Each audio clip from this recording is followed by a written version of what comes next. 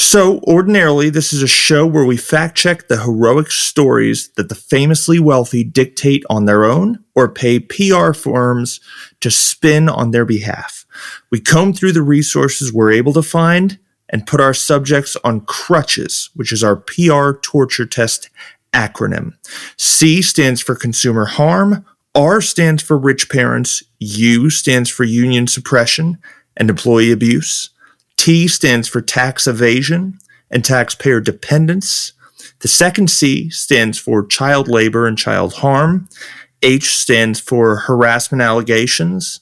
E stands for egregious behavior after hours. And S stands for slap suits and journalist suppression. Money Mike is out on another pilgrimage, and the last episode we did was pretty dark, so I figured I'd keep the pace going here, give you something else dark to chew on or something to contemplate that's at least enlightening. And I'd deliver us an episode to buy us a bit more time on the Panama Papers, a forgotten media bombshell from 2016, and the leaks and hacks of a similar magnitude that followed it, namely the Paradise Papers and the Pandora Papers.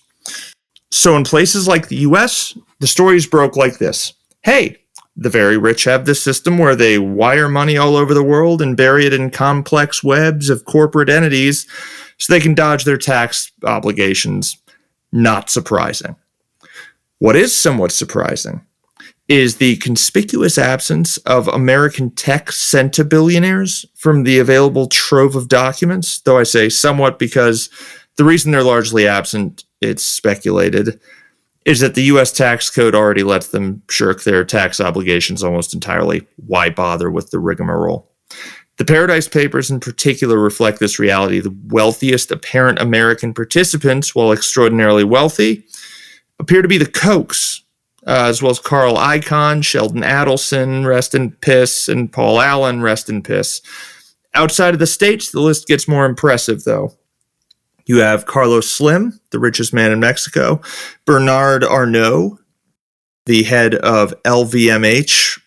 Here and there, he becomes the richest man in the world for a stint and then goes back into obscurity with just a few $100 billion relative to the $300 and $400 billion others have. And Queen Elizabeth, and that's just naming a few. Also present on this list, though small time by comparison, is George Soros, though he features in the Paradise Papers with the most viable excuse of the aforementioned bunch.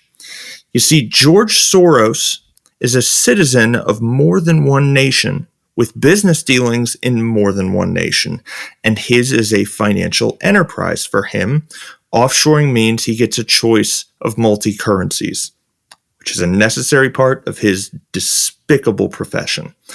However, the widely broadcasted, more indulgent reason for these offshore entities and their perks benefit George Soros as well. Core motivation or not, George Soros's shell companies do a dynamite job of helping him avoid paying taxes. Now, we call this tax avoidance, not tax evasion. The key differentiator is that tax avoidance is legal. Believe it or not, there are things you have to do right if you want to stay above board as you avoid taxes, and this can be burdensome, which is why many of the folks seeking to avoid taxes will reach out to or have their agents reach out to a firm like Mossack Fonseca. So here's the question I want us to explore today, particularly for our American listeners. Beyond the guttural, fuck those guys response, why should this behavior, tax avoidance or tax evasion, make you angry? This tax evasion isn't preventing infrastructure improvements at the federal level or raises for teachers. If lobbyists and their clients really wanted those things to happen, they would happen and the U.S. would just run a larger deficit.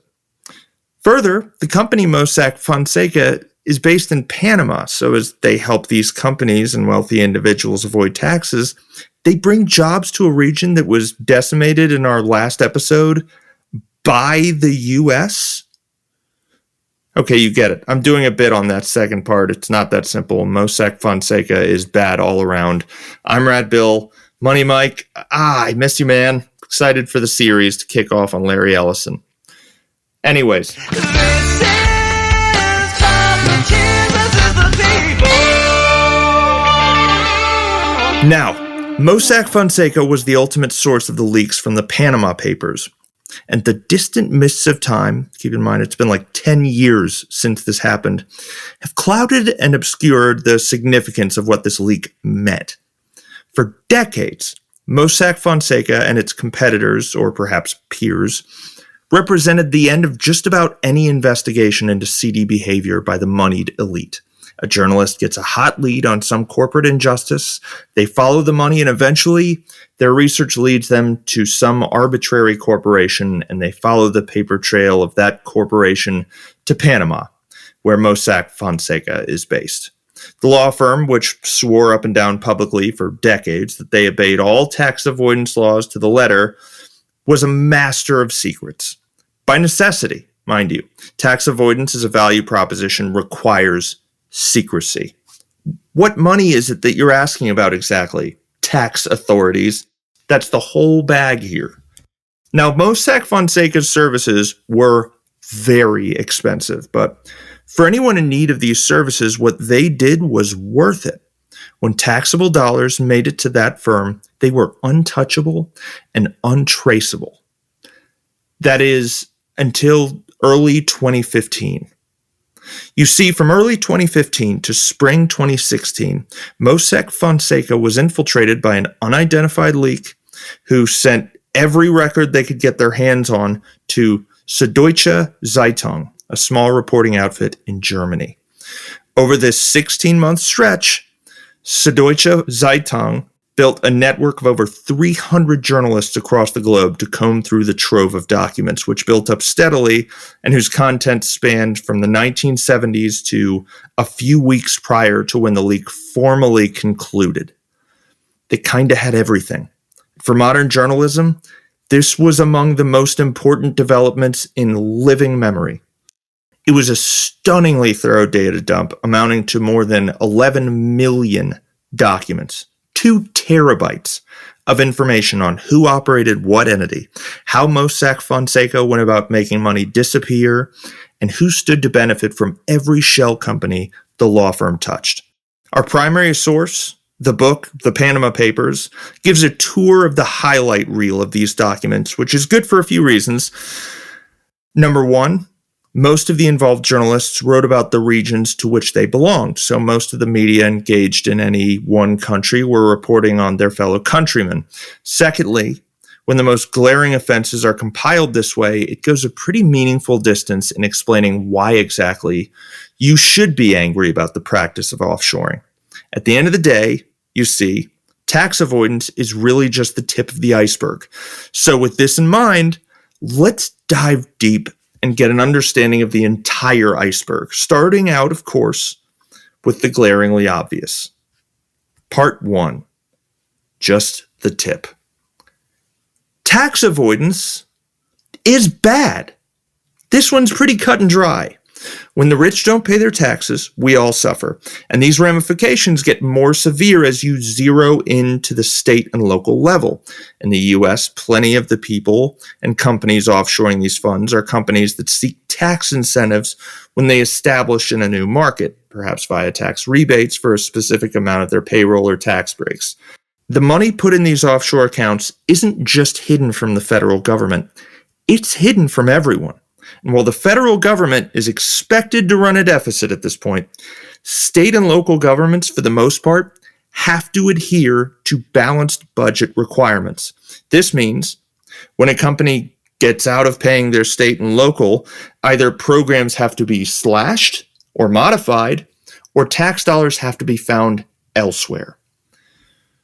Further, not every company can afford to shirk their tax obligations. It's expensive, and for the most part, the ones with the ability to do so are the big guys, who can then rely on improved margins to price out smaller competitors, thus killing small business and driving down tax revenues even further.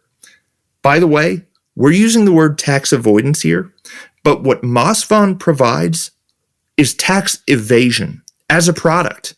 See, despite their continued claims to the contrary, MOSFON broke international tax laws constantly. It was more an organized crime syndicate pretending to be a law firm than a law firm in actuality. Part 2, we're going just beneath the surface. MOSFON isn't covering secrets inadvertently. That is a huge part of their value proposition. To this end, firms like MOSFON are the instrument by which our status quo carries on sucking so hard. With the loopholes that allow offshoring and the practice itself, lobbying dollars can dominate political agendas anywhere in the world, giving political priority to those seeking to profit from society rather than to society itself. Our last Loosey was on economic hitmen. Check it out if you didn't hear it. This is how economic hitmen pay politicians and saboteurs. Siemens was caught in a massive international bribery scandal where they'd spent almost $1.5 billion bribing politicians all over the world to secure lucrative contracts. They were caught in 2006, and in 2016, my God, there it was, the entire transaction history. All their bribes, all the money going back and forth, and eventually disappearing into the pockets of individual players. FIFA, oh my God, FIFA is all over these things. For anyone keeping up with their history and watching in the 2000s and 2010s as news outlets around the world went, wow, those channels in South America got broadcast rights at a suspiciously steep discount. There it is. It's right there in the Panama Papers. The millions of dollars paid to FIFA executives under the table to make it happen at a discount. Developed countries thrown into chaos in 2008 were thrown into chaos all over again in 2016 upon the release of the Panama Papers, most notably Iceland, who got creamed in 2008. A handful of wealthy families, you see, referred to as the octopus, piloted the country's economy into devastation that would rival that of any other nation on earth in the mortgage crisis. Because the businesses enriching these families were mostly Iceland-based, it should come as no surprise that their earning potential took a hit, but they didn't suffer like the rest of the country because they got wind of a coming crisis before everyone else and went ahead and offshored what they could. Upon release of the Panama Papers in 2016, this conduct was exposed, and it was revealed that the country's then Prime Minister, Sigmundur Gunnlaugsson, was guilty of the exact same conduct. Following these revelations, protests erupted, and the Prime Minister was ultimately forced to resign. Now, the deepest point of the maintaining the status quo level of the iceberg is the perpetuation of the quote-unquote resource curse, or the imposition of countries with incredible mineral and oil reserves being desperately poor. Pretty much the entire continent of Africa, in fact, bears this quote-unquote curse. The country as it stands is absurdly rich. The book, The Panama Papers, goes into some detail describing just what's in the dirt there. Half of all the diamond deposits, a quarter of the world's gold reserves, a tenth of all the oil, 9% of the gas reserves, uranium, mineral ores, on and on and on. Yet the population gets almost none of this, and there's no magic to blame. Impoverished countries elect folks who make big promises or are commandeered by those with a grand vision. And unfortunately for the citizenry, in both cases, the leaders who fall in these categories tend to be corruptible. And the offshoring system is tailor-made to help them and to help the elites and the warlords and the multinationals steal off with what could bring their respective countries out of destitution. In short, this isn't a curse, it is a deliberate strategy. Experts estimate that more than $50 billion leaves Africa every year through secret channels, and that elites in the country avoid paying about $38 billion in taxes each year. It's about $1 trillion every decade. Most of the strife facing the African continent today relates all or in part back to firms like Mossack Fonseca. Part 3, it's getting dark. The Jeffrey Epstein of it all. Some of you might be getting a little itchy because I'm putting this as more serious than what the global north has done to Africa, but give me some rope here because A, we're coming back to it to some extent, and B, because this is part of the status quo. We all know it's happening and have to carry on. To carry on existing in any form of comfort, you have to begrudgingly accept that your country as a global citizen is playing a role in letting some of the very worst shit happening in Africa happen in Africa. You know this is happening. I know this is happening. If you've made it this far into the episode without turning it off, you probably agree that it's horrible. But this same status quo is probably keeping you out of the income bracket that can afford to buy from brands who swear off inflicting this kind of harm. Further, you don't have a lot of say in where your utility providers go to buy the stuff that powers their plants. You can't control it. We know it's there. As individuals or even as a collective, there's just not that much we can do about it without a considerable amount of work. Worthwhile work, but a considerable amount of work. What no one but the very most vile among us would tolerate are the subcategories of worst forms of child labor that reach past Nike problems. And these sorts of operations have been able to flourish thanks to firms like MOSFON. Every time some bonkers story breaks involving a shitload of rich people doing whatever they want, it winds up getting connected to offshore accounts just like this. A story that makes you go, how the fuck could we not know about this? How is this allowed to go on right under our noses? The answer is simple. Before embarking on this enterprise, the perpetrator made contact with a law firm like Mossack Fonseca. Think people like Andrew M., who's mentioned in our primary source, a scrappy, ambitious prototype for the American dream. He came from very little, and after amassing a moderate net worth by demonstrating his businessman instincts, the DC-based man zeroed in on a long-held dream of his. He wanted to help run a Russian child sex ring. Though his involvement was largely on the financial side, i.e. funding the venture, trigger warning, I'm sure you know where this is going, it occurred to him that the best peddlers of an illicit commodity are those who can speak to the quality of the product they are peddling. So he decided, to hell with all those don't get high on your own supply types. He was going to fly out and try the goods firsthand. What were the goods, you ask? Skip forward about 35-40 seconds if you don't want to know. Still here? The goods were 13 and 14-year-old Russian orphans. Andrew M. flew out, identified some appealing young girls at a nearby orphanage. I'm painting him as a child-eating monster on purpose. Did what you think he did, and then he got arrested. Now you're listening and saying to yourself, okay, good, he's off the streets. He is. He was sentenced to 8 years, which seems low to me, in the slammer in the U.S., and now bears the moniker sex offender. Here's a good testing ground for the limits of what an offshoring agent like MOSFON will do and will tolerate. The firm has consistently held that they vet out whoever they work with to determine the person is kind and decent and has reasonable intentions before working with them in a professional capacity. At the outset, because of what they sell, it's no surprise that Mossack Fonseca agreed to work with Andrew M. Their business model allowed Andrew to keep his intentions to himself to some degree, and Andrew had no criminal record up to that point. There's not much to check. Though it's thanks in part to deeply sinister infrastructure, MF has a degree of plausible deniability here. How could they have known? This is fair. However, the firm continued maintaining active accounts with Andrew M. and concealing transactions on his behalf, at least until the Panama Papers were released, which was about a year after Andrew M. completed his prison sentence. Regardless of what MF and firms like it seek to convey to probing journalists and concerned citizens, these sorts of shady dealings were and are a key part of the day-to-day business. A sizable demographic from the Panama Papers are mafiosi, crime lords, drug dealers, and slavers. The unknowns and the flamboyant criminals who are widely known to be criminals, who buy fancy cars and sail around the world and associate with other criminals, where some light reading reveals, hey, that guy is the head of a massive crime syndicate. How is he at some televised sporting event not getting swarmed by feds? We all know where the fortunes come from, but no one can prove it. Thus, these people celebrate unhindered, all thanks to the offshore arrangements provided by MOSFON.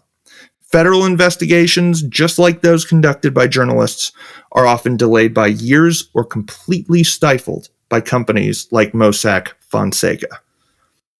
If you have the luxury of access to such a firm, You are above the law by which the rest of us are governed. I'm going to fancy a guess that some of you right about now are asking yourselves if Epstein is in the Panama Papers. If you weren't, you definitely are now. But he isn't. You see, Epstein offshored his fortune with a firm called Appleby. His shell companies were exposed in the Paradise Papers, which were released about a year and a half after the Panama Papers. Part 4. Record-setting depth. Low-intensity conflicts. Now, when the book Panama Papers gets to the part about low-intensity conflicts, the authors pretty much hand the pen to John Ziegler, who's given up any and all prospects of making a meaningful living for the rest of his life. He's 80 now anyways, but he has gone into debt by the millions just for the sake of calling out and shitting all over the people enabling this sort of activity, offshoring specifically. He rocks, low-key. I hope that one day I can be like him, at least to some degree. Anyways, his contribution to the book zeroes in on the bloodshed enabled by firms like Mosfon.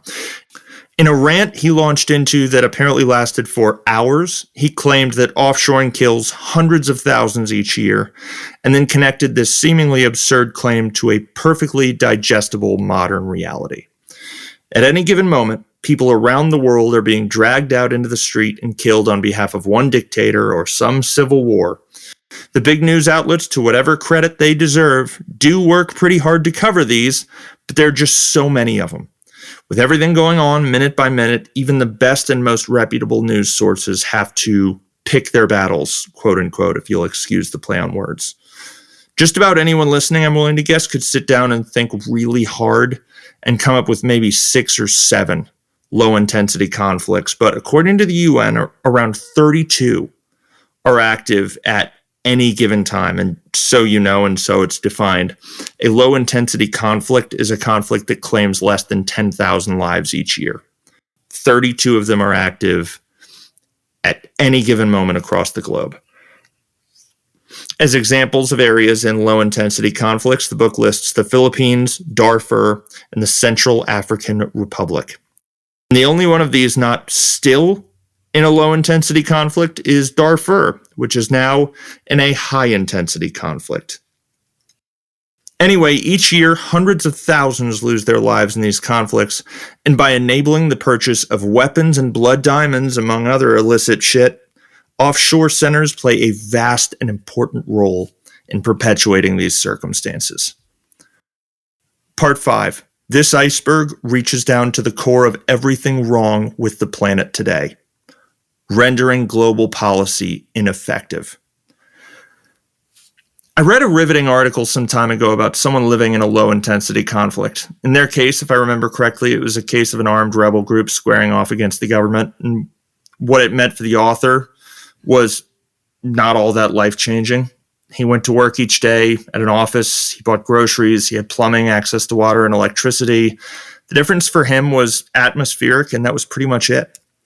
Headlines in local news would tell of attacks and fatalities, buildings would be raided or blown up, and he would see corpses on his way to work occasionally. I haven't had much luck finding the article since reading it initially, but if anyone who's listening can, please post it to our subreddit. I'll thank you and give you a shout out in the next episode if you would like.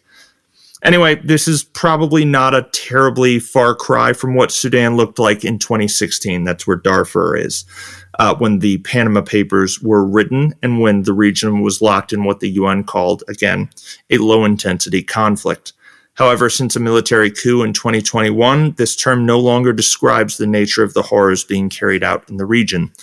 2 military leaders, Abdel Fattah al-Burhan, who I'll call al-Burhan, and Mohammed Hamdan Delgado, who is well known as Hemedti, had different visions for the nation of Sudan, but found common ground on which they could agree to overthrow the democratically elected government that was just enacted a few years earlier. So that's what they did. Then they got to work trying to stab each other in the back, and in 2023, this turned from a standoff to a brutal civil war. In response to some of the worst shit I've ever had to read, the UN, the US, and countries all over the world have sanctioned the living shit out of the region. We're talking an arms embargo, asset freezes, travel bans, sanctions on individuals, the whole shebang. I don't know how you get yourself out of a country like this if there's a travel ban on you. But a lot of these sanctions have been in place since the overthrow of that democracy in 2021. And y'all, sanctions are crippling. Yet the fighting continues. How is this possible? Here and there, you'll find word of a gold mine's capture or that of an oil field, but beyond the immediate utility this provides, the real power behind such a thing tends to come in the form of the money that can be earned by selling it to others, perhaps outside of a country's borders. Without that, how do you go on? The short answer is they don't. In fact, a vast chunk of the book, the Panama Papers, focuses on all the people dodging sanctions with these shell companies. Who are we talking about here? Until his death in 2011, Muammar Gaddafi. While his regime killed tens of thousands, the spoils of war were wired out of the country to the good folks at Masfan. While Bashar al-Assad carried on killing over 500,000 people, the good folks at Masfan saw to it that his funds never came under the line of fire, and for decades, friends and family of Vladimir Putin have relied on the firm to dodge sanctions against them and their motherland. When we try to light a fire under a warlord today or some dictator overseas and never even see smoke, this is why. What Masfan is, at the end of the day, is a backdoor to the civilized world, which demands a stiff cover charge. Everything done at the UN to prevent famine, bloodshed, looting, exploitation, or bribery is thwarted right there in Panama, or in the Seychelles, or Bermuda, or Switzerland. So why be mad about the tax evasion stuff? Aside from tax evasion being bad on its own, the tax havens for which the rich lobby so aggressively are absolutely necessary to cover the source of certain funds rather than their resting place. In just about every case discussed in the book, the means by which billionaires seek to preserve a quarter or more of their earnings in any given year, which is the most virtuous use we can prescribe to the entire model, are co-opted to help economic hitmen honor promised bribes, help despots enrich themselves at the cost of their people, help drug traffickers launder funds, help fuel child sex rings, help arms dealers entertain buyers on both sides of conflicts, and help fund terrorism. Again, giving as much deference as we possibly can to Mossack Fonseca and the folks who use their services for tax purposes means assuming that these other uses are tolerated as negative side effects for the ultimate therapeutic effect, tax avoidance. I say that because a similar leak to the Panama Papers, followed by 1 year, and another one came out in 2021. Nothing stopped. In the name of tax avoidance, above-board business people all over the world support a loophole relied upon for decades to help sanctioned dictators disregard those sanctions. At the end of the day, this is the cost of offshoring. This behavior, I would posit, strikes at the very core of the stuff we seek to cover on this show. It's why we have the Dr. Jekyll and Mr. Hyde inspired thumbnail art, because what the original Dr. Jekyll and Mr. Hyde story was about was a civilized, high society man in Victorian-era London who assumed an alter ego when he wanted to act on his true nature.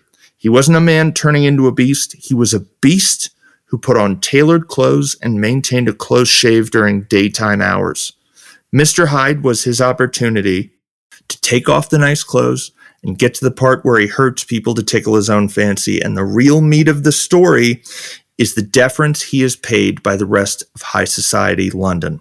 The benefit of the doubt that comes with those fancy clothes and diplomas is seemingly boundless, but don't forget, what these people are doing hurts people incidentally and allows other people to hurt people for profit. Thanks for listening. Tune in for our next series. It's on Larry Ellison. It's going to be really hard to research. We love you. Subscribe if you like this stuff. It helps us a lot. And goodbye.